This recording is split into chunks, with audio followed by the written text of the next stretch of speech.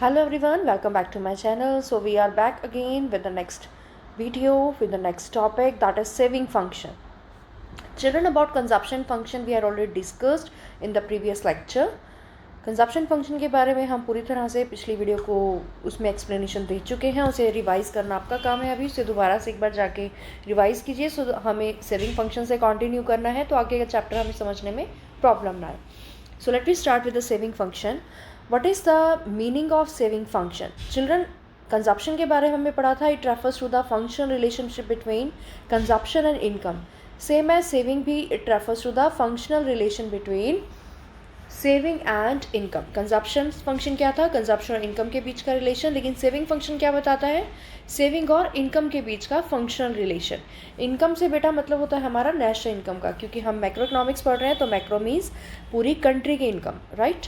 So it refers to the functional relationship between saving and income.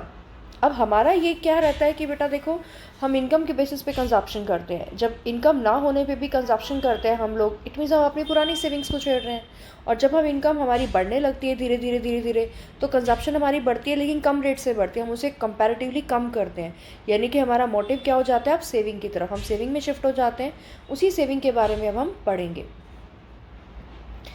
Next, see that is the functional relationship between that is the function relationship between income and saving. This expression, it is shown here, right? Saving is equal to functional relationship between income and saving. That is a functional equation as written here. Now what is the algebraic expression of saving? हमने consumption की थी. So algebraic expression of saving is S is equal to minus C bar plus 1 minus P bar.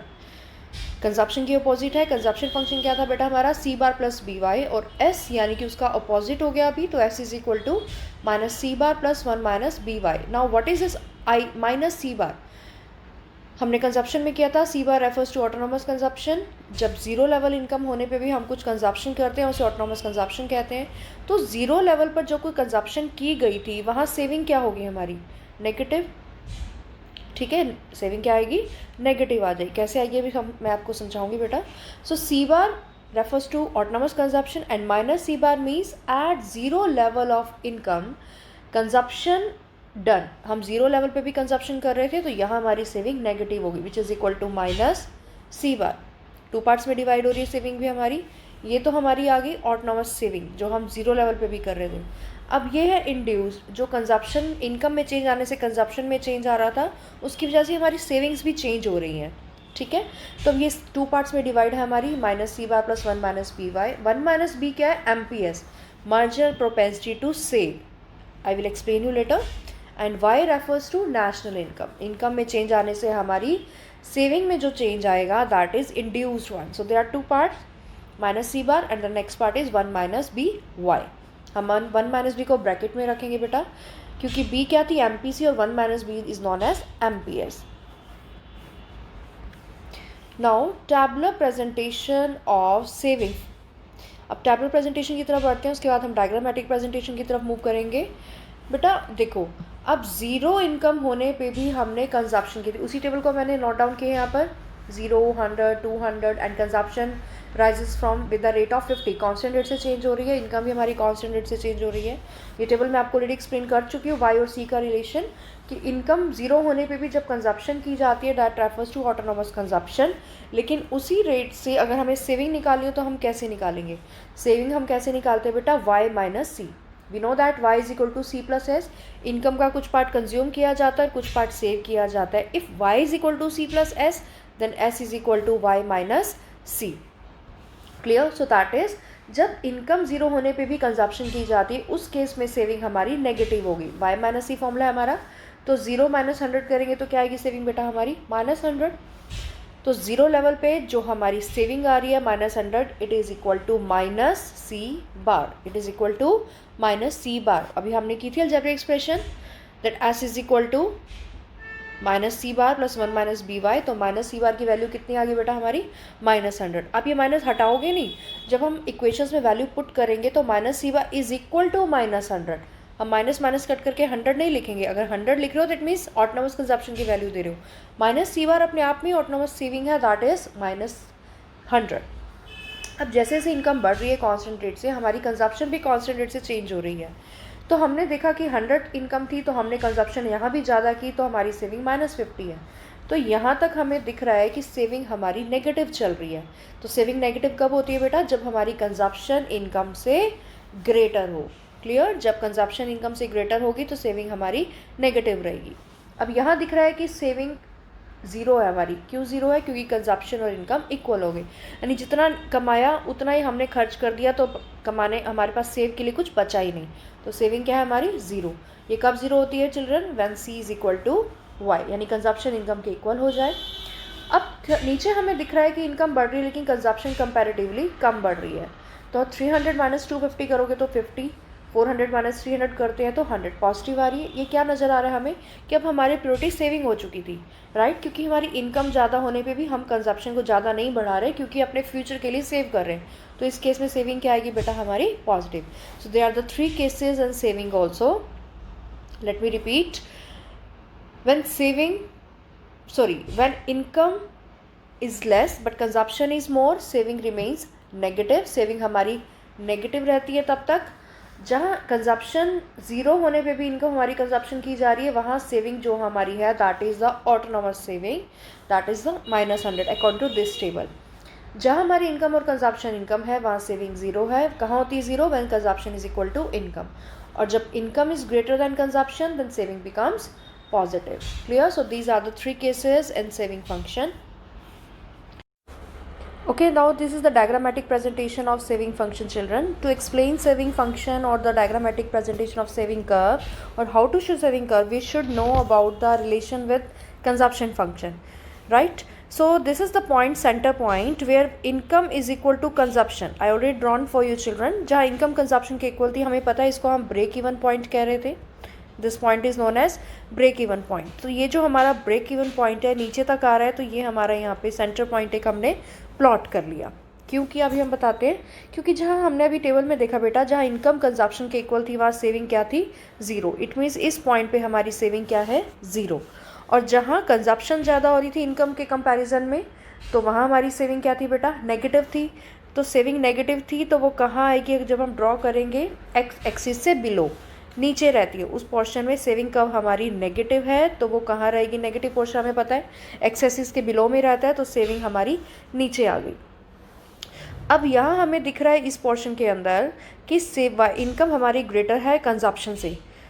हमने किया यहाँ पे income हमारी ऊपर है कंजप्शन से, इनकम ग्रेटर है। जहाँ इनकम कंजप्शन से ग्रेटर है इट मीन सेविंग हमारी पॉजिटिव है, तो सेविंग कब यहाँ से ऊपर की तरफ पॉजिटिव चला जाएगा। तो इस केस में सेविंग क्या है हमारी? Positive. So this area is showing saving as positive, this area is showing saving as positive, this down area is showing saving is negative, and this point which is known as break even point is showing saving is 0, right? So this is the diagrammatic presentation of saving. Let me repeat again this. On OX axis we show income, on OY axis we show, अब हम consumption नहीं सिर्फ saving draw करके दिखा रहे हैं आपको, वो मैंने सिर्फ समझाने के लिए आपको बनाया था। Suppose this is a break even point, at this point saving is zero. यहाँ सेविंग हमारी ज़ीरो है, इससे नीचे सेविंग नेगेटिव है और इससे अबव सेविंग हमारी पॉजिटिव रहती है। So this is the diagram of saving curve.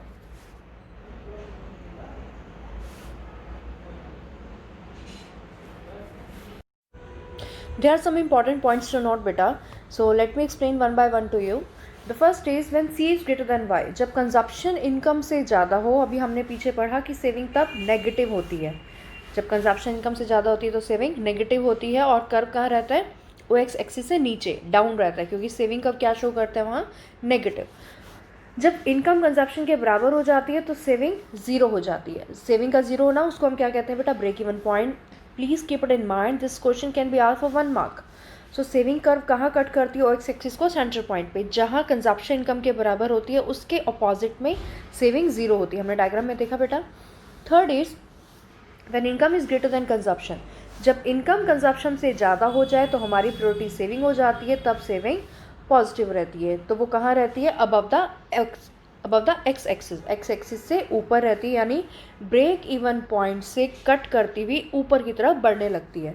तो ब्रेक इवन पॉइंट के बाद होती है वो BEP means break even point. आप फुल फॉर्म लिखोगे बेटा, मैंने शॉर्ट में लिखा है BEP refers to break even point. उसके बाद से सेविंग हमारी पॉजिटिव होना शुरू हो जाती है, यानी OX एक्सिस के above. So let me repeat this 3 points. First is when consumption is greater than income, saving is negative, so it remains below the OX axis. When consumption is equal to income, so savings becomes zero. It is known as break even point. It cuts OX axis. When income is greater than consumption, saving is positive, so it remains above the X axis, so it shows the saving curve is positive. Clear? Now next page. Propensity to save. Propensity to save means हमारी save करने की कितनी ability है। हमने पीछे consumption भी किया था, propensity to consumption. Same as propensity to save also there are 2 types, APS and MPS। APS क्या होता है और MPS क्या होता है बेटा? APS means average propensity to save, यानी कि हम कितना सेव कर रहे हैं अपनी इनकम में से। अब इनकम के 2 पार्ट्स हुए थे, either we consume either we save. तो हमने जितना कंज्यूम किया उससे बचा हुआ क्या है हमारा? सेविंग पोर्शन है। फॉर एग्जाम्पल हमारी इनकम 100 है, उसमें से 50 रुपये हमने कंज्यूम किए, तो सेविंग कितनी हुई? 50 रुपये की।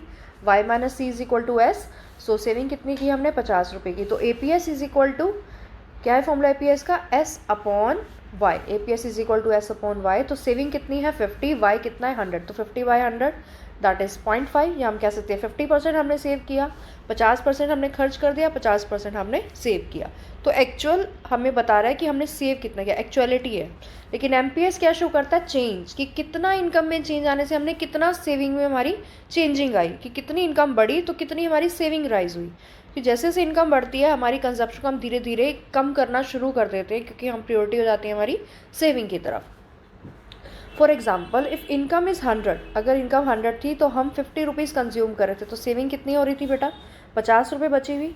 इनकम बढ़ गई 100 से 200 हो गई, तो कंजप्शन भी 50 से हमने 100 करनी स्टार्ट कर दी, कंजप्शन बढ़ा दी, तो सेविंग भी बढ़ गई। 200 माइनस 100 इज इक्वल टू 100। तो जब इनकम 100 थी तो कंजप्शन 50 कर रहे थे, सेविंग भी 50 की हो रही थी। जब इनकम 200 हुई तो कंजप्शन हमने बढ़ाई कॉन्सेंट्रेट से, 100 हो गई, और सेविंग हमारी 100 हो गई। 200 माइनस 100 इज इक्वल टू 100। तो चेंज इन Y कितना आ रहा है बेटा? 100 माइनस 200, देखो 100 का चेंज आ रहा है। कंजप्शन में कितना चेंज आ रहा है? 100 माइनस 50 दैट इज़ 50 का। और सेविंग में कितना चेंज आ रहा है? उसमें 50 का आ रहा है। 100 माइनस 50 इज इक्वल टू 50। तो इनकम में चेंज 100, सेविंग में चेंज 50 का। फॉर्मूला हमें पता है MPS is equal to change in S upon change in Y। Change in S था हमारा 50, change in Y is 100। Values put करते हैं फॉर्मूले में, तो MPS कितनी आती है हमारी? 0.5, राइट। MPS हमेशा 0 और 1 के बीच में लाई करती है, ये हमें पता रहना चाहिए। जैसे MPC हमारी 0 और 1 के बीच में लाई करती है, सेम MPS भी 0 और 1 के बीच में लाई करती है। वो 0 भी हो सकती है और 1 भी हो सकती है। Now some important points related to APS and MPS। APS और MPS से रिलेटेड कुछ इंपॉर्टेंट पॉइंट्स देखते हैं हम लोग। APS can be negative. APS negative हो सकती है, 0 हो सकती है, पॉजिटिव हो सकती है। क्यों हो सकती है? अभी हमने पीछे पढ़ा बेटा कि सेविंग हमारी नेगेटिव हो सकती है, 0 हो सकती है, पॉजिटिव हो सकती है। अगर सेविंग नेगेटिव 0 पॉजिटिव हो सकती है तो ऑब्वियसली APS भी नेगेटिव 0 और पॉजिटिव हो सकती है, वो 1 के बराबर नहीं हो सकती। सेविंग 1 नहीं हो सकती या 1 से ग्रेटर नहीं हो सकती। APS ना ही 1 के इक्वल हो सकती है, ना ही वो ग्रेटर देन 1 हो सकती है। देखो जब सेविंग पॉजिटिव होगी तो APS भी पॉजिटिव होगी, जब सेविंग 0 होगी तो APS भी 0 होगी, जब सेविंग नेगेटिव होगी तो APS भी नेगेटिव होगी। क्योंकि APS क्या है? नॉर्मली एक रिलेशन बता रहा है सेविंग और इनकम का, राइट। तो उस केस में सेविंग नेगेटिव 0 पॉजिटिव हो सकती है, लेकिन 1 और ग्रेटर देन 1 नहीं हो सकती। चलो क्वेश्चन अराइज होता है, why APS can never be 1 और ग्रेटर देन 1। APS 1 या ग्रेटर देन 1 क्यों नहीं हो सकती? Why? There is a question. तो what is the answer? A consumer will always consume something. Consumer हम ये मान के चलते हैं, हमारी assumption है कि वो थोड़ा बहुत कुछ ना कुछ कंजप्शन जरूर करता है, चाहे वो पुरानी सेविंग से निकाल के करे, क्योंकि हमने देखा पीछे 0 इनकम होने पे भी कुछ कंजप्शन कर रहा है, तो इट मीन्स वो कुछ ना कुछ तो कंजप्शन करेगा ही। तो सेविंग कभी भी 1 के इक्वल नहीं होगी, क्योंकि अगर 0 इनकम होने पे भी हम कंजप्शन कर रहे हैं और पुरानी सेविंग से निकाल रहे हैं तो सेविंग 1 के बराबर हो ही नहीं सकती, क्योंकि जितना हमने कमाया उतना ही खर्च भी कर दिया तो भी 1 के बराबर नहीं हो सकती। तो 0 आ रही है हमारी सेविंग, तो 1 तो पॉसिबल ही नहीं है हमारे लिए। Now and saving can never be greater than income, और सेविंग जो है, मोर ओवर सेविंग हमें पता है कि इनकम से ग्रेटर नहीं हो सकती, क्योंकि जैसे से इनकम बढ़ती है हमारी कंजप्शन बढ़ती है, सेविंग नहीं बढ़ती। सेविंग बढ़ती है तो कंपैरेटिवली कंजप्शन का बचा हुआ पोर्शन होता है वो, तो इनकम से ऊपर तो नहीं जा सकती सेविंग। ये तो नहीं है कि हम इनकम जितनी आई उससे ज़्यादा सेव कर सकते हैं, हम उससे थोड़ा सा निकाल के सेव कर सकते हैं, लेकिन पूरा तो सेव नहीं कर सकते, क्योंकि हम कंजप्शन भी उसी के अकॉर्डिंग करते हैं, जितनी हमारी इनकम है उसके अकॉर्डिंग हम कंजप्शन करते हैं। तो जब कंजप्शन उसके अकॉर्डिंग हो रही है तो सेविंग इनकम से ज़्यादा कैसे पॉसिबल है? मैं कमाऊँ महीने का 50,000 और सेविंग 60,000 कैसे कर दूँगी? 50 में से 20 सेव करूँगी, 30 सेव करूँगी, 35 करूँगी, हो सकता है 20 खर्च करूँ, लेकिन ये पॉसिबल नहीं है कि मैं 50 कमाऊँ उसमें से 60 सेव करूँ। 50 से 40 खर्च कर सकती हो सकता है 50 का 50 खर्च कर सकते हो, लेकिन सेव करना is not possible. So it is not possible at all कि हमारी सेविंग जो है 1 या फिर वो ग्रेटर देन 1 आए। Clear? It can never be equal to 1 और ग्रेटर देन 1। तो जहाँ सेविंग जीरो होगी एपीएस जीरो होगी, उसे हम ब्रेक इवन पॉइंट कहते हैं। I repeat, this points can be asked for 1 mark बेटा, all these small points can be asked for 1 mark.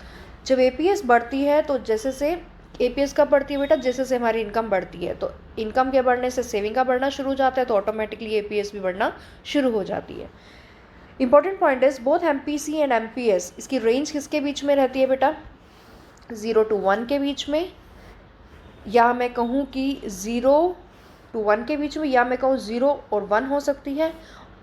It can be 0 और 1 और बिटवीन 0 एंड 1, या मैं कहूँ 0 to 1 के बीच में, कुछ भी वैल्यू आ सकती है। 0 to 1 के बीच में लाई करे, चाहे वो 0 और 1 के बीच में हम कहे लाई करती, या मैं कहूँ इट कैन बी 0 और 1, तो कुछ भी हो सकती है। These are the important points to be noted related to APC, MPC, APS and MPS. Another point sum, APC continues decrease with the increase in income, but APS continues increase with the increase in income। देखो, APC continue decrease with the increase in income। APC क्या होती है? Continuously decrease होती है income के बढ़ने से, क्योंकि APC क्या है बेटा? इन्वर्स रिलेशन दिखाती है एपीसी का, कि जैसे जैसे हमारी इनकम बढ़ती है, पहले तो हम कंजप्शन इनकम से ज़्यादा कर रहे थे, फिर जैसे जैसे हमारी इनकम बढ़ती है तो हम कंजप्शन कंपैरेटिवली कम करते हैं, क्योंकि हमारी प्रायोरिटी सेविंग हो जाती है। और सेविंग के केस में कहें तो जैसे जैसे इनकम बढ़ेगी सेविंग बढ़ेगी।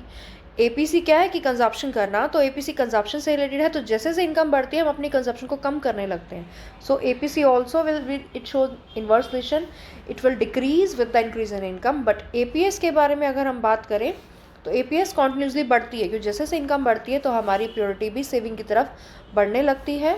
तो हम कह सकते हैं कि एपीएस कॉन्टिन्यूसली बढ़ती है इनकम के साथ बढ़ने से। Next point is MPC represents the slope of consumption. MPC क्या शो करती है बेटा? Marginal propensity to consume. Consumption की स्लोप को शो करती है, उसी तरह से सेविंग की स्लोप को किससे हम शो करते हैं? MPS, marginal propensity to save. MPS हो या एमपीसी हो बेटा, यहाँ एमपीसी आएगा। MPC and MPS can never B negative. MPC हो चाहे MPS हो, वो कभी भी नेगेटिव नहीं हो सकती, वो हमेशा 0 और 1 के बीच में लाई करती है। One more important thing, APC कभी भी नेगेटिव नहीं होती। APC, average propensity to consume, कभी भी नेगेटिव नहीं होती, क्योंकि हम कुछ ना कुछ कंजप्शन कर रहे हैं। जब हमारी कंजप्शन नेगेटिव नहीं हो सकती तो APC भी नेगेटिव नहीं हो सकती। But yes, APS can be negative. वो नेगेटिव क्यों हो सकती है? क्योंकि जब हम सारा पार्ट इनकम ना होने पे भी हम कंज्यूम कर रहे हैं, या कुछ इनकम हमारी इनकम जनरेट हो रही है लेकिन कंजप्शन उससे ज़्यादा चल रही है, उस केस में सेविंग नेगेटिव है। तो जब सेविंग नेगेटिव है तो ऑटोमेटिकली एपीएस भी नेगेटिव हो सकती है ना बेटा? एपीसी कभी भी नेगेटिव नहीं होते, क्योंकि कुछ ना कुछ कंजप्शन ज़रूर हो रही है, लेकिन एपीएस नेगेटिव हो सकती है क्योंकि इनकम ना होने पे भी कंजप्शन की जाती है, और इनकम होने पर भी हम कई बार कंजप्शन इनकम से ज़्यादा करते हैं, उस केस में सेविंग नेगेटिव है, तो एपीएस भी नेगेटिव पॉसिबल है। Now the next important point is the sum of APC and APS is equal to 1 and MPC plus MPS is equal to 1. So let me explain this functional relation between these two. This is important for 3 marks children, please note it. These are the 3 important questions for you. The first one is relationship between APC and APS is equal to 1. Prove, or it can be asked like this, what is the functional or what is the relationship between APC and APS? Like this question can be asked. I repeat, it can be asked like show the relationship between APC and APS when it is equal to 1, or prove that APC plus APS is equal to 1. Otherwise, next question is show the relationship between APC and APS, or it can be asked like relationship between MPC and MPS that I'll explain to you. First, let me start with the APS and APS. Children, we know that y is equal to C plus S. हमें पता है कि y C plus S के equal है. Income is equal to C plus S and APC का formula है C upon Y and APS is equal to S upon Y. तो हम लेफ्ट हैंड साइड ले लेते हैं. पहले लेफ्ट हैंड साइड क्या है हमारी APC प्लस APS. APC किसके इक्वल है C अपॉन वाई के. So let write APC is equal to C upon Y plus APS की वैल्यू पुट करो फॉर्मूले में बेटा plus S upon Y. C upon Y plus S upon Y. We can also write it like this. Numerator अलग अलग है, denominator same है. Numerator above वाला हो गया तो C plus S upon Y. We can write it. So C plus S we know that y is equal to C plus S. So I can write like C plus S is equal to y. So it will be written as y upon y which is equal to 1 which is equal to right hand side. So hence prove that APC plus APS is equal to 1. We can also write it like this. APC is equal to 1 minus APS, or we can write APS is equal to 1 minus APC. Children, these equations will be used while practical questions. Clear? So not these equations also, these are very important when we will start with the practical questions of this chapter. Next important relationship between MPC and MPS. Children, we know that we have to write first MPC plus MPS is equal to 1 and we know that MPC is equal to change in C upon change in Y, जिसको आप delta word use करते हो mathematics में. change in C upon change in Y. MPS is equal to change in S upon change in Y. If we know that y is equal to C plus S, then we can also write that change in Y is equal to change in C plus change in S. Take left hand side. MPC plus MPS. MPC can be written as change in C upon change in Y plus MPS can be written as change in S upon change in Y. हम इसे combine करके लिख सकते हैं बेटा change in C plus change in S upon change in Y. अब change in C plus change in S हमें पता है change in Y के इक्वल है. So we can write change in Y. So change in Y upon change in Y is equal to 1 which is equal to right hand side. So hence proved that MPC plus MPS is equal to 1. So there are two equations we can write. For extra I am explaining you beta, these you don't have to write in the answer when you are going to explain this in the board exams. We can write it as equation that MPC is equal to 1 minus MPS and MPS is equal to 1 minus MPC. We can write these equations. So these are the important equations, children. Kindly note down. These are the important questions also for 3 marks. Now next is investment function. The notation of investment function is equal to I. I is denoted as investment function in short. So these are further two types, autonomous and induced. Autonomous means जहाँ हमारी investment same है, चाहे कुछ भी income बढ़ रही है घट रही है, what ever the income, it doesn't matter, but investment remains same, means constant. Induce क्या कहती है? इंड्यूस इन्वेस्टमेंट मीन जैसे जैसे इनकम में चेंज आता है वैसे वैसे हमारी इन्वेस्टमेंट में भी चेंज आता है. So it is known as induced. लेकिन for the sake of simplicity what we will take autonomous investment. हम क्या लेंगे बेटा? ऑटोनोमस इन्वेस्टमेंट को यूज़ करेंगे. मतलब हमारे इक्वेशंस में जो हम यूज़ करेंगे तो I will remain constant, investment will remain constant, which is known as autonomous investment. So we assume that I is a autonomous investment, or you can say ex ante investment which remains constant. Suppose मैंने इसको 20 ले लिया, 100 ले लिया, 50 ले लिया, assumption basis पे मैं ले रही हूँ इसको. Suppose करते हैं मैंने investment को 40 लिया, तो the level of I same at every level of income. तो सपोज यहाँ इन्वेस्टमेंट मेरी 40 पे कांस्टेंट है, तो whatever the income will be, चाहे इनकम बढ़े या घटे, मेरी इन्वेस्टमेंट कांस्टेंट है. So it will goes parallel to O X axis. Investment की जो लाइन बनेगी, जो कर्व बनेगा, it will go straight parallel to O X axis. So children, this is about consumption. We had done already in the last lecture. Saving we had done today. और हमने investment अभी भी किया बेटा. So these are the 3 important functions. You have to be clear about this to go for the further explanations of this chapter of this unit. So I am repeating कि आप इन videos को एक बार नहीं, एक बार 2 से 3 बार देखो, इनके नोट्स प्रिपेयर करो. It will be easy for you to clear about these concepts properly, क्योंकि इन्हीं कंसेप्ट्स का यूज़ हमारी इस चैप्टर में कॉन्टिन्यूटी में आने वाला है. ये पूरी यूनिट एक दूसरे के ऊपर डिपेंड है. तो इन वीडियो को आप फिर से सुनिए, फिर से समझिए, अपने नोट्स मेंटेन कीजिए. So stay connected, get well, stay connected and safe and sound. Please be happy always. Thank you. Blessings to all. Have a nice day.